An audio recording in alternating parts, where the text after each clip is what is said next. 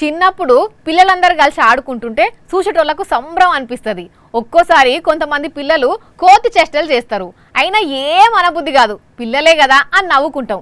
కానీ పెద్దగైనాక కూడా ఇంకా చిన్న పొరల లెక్క తీట పనులు చేస్తే నవ్వు కాదు కోపం వస్తుంది. గా నోయిడాల ముగ్గురు పోరంబోకులు రోడ్డు మీద ఏం చేసిర్రో చూడుండ్రి. తోచితోయనమ్మ తోడికొడలు పుట్టింటికి పోయినట్టు గా బద్మాష్ గాళ్ళు ఏం చేస్తుర్రో చూడుండ్రి.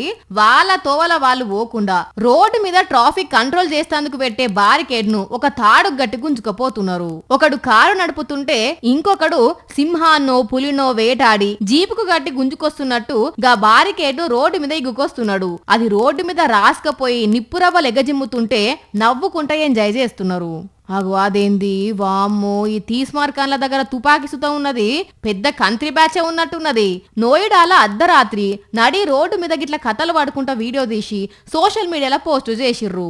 ఇంకేమున్నది, ఆ వీడియో పోలీసుల కంట్ల పడ్డది. కేసు రాసి ఆ ముగ్గురిని అరెస్టు చేసిర్రు. సూది కోసం సోదికెళ్తే పాత రంగు బయట పడ్డట్టు బారికేడ్ తోని ఆటలాడితే తుపాకీ ముచ్చట బయట పడ్డది. ఇప్పుడు ఆ తుపాకీ ఎవరిది, అక్కడ ఎందుకున్నది, ఆ తుపాకీతోని ఏం దందా చేస్తున్నారు అనే పాయింట్ మీద ముగ్గురిని ఎంక్వైరీ చేస్తున్నారు.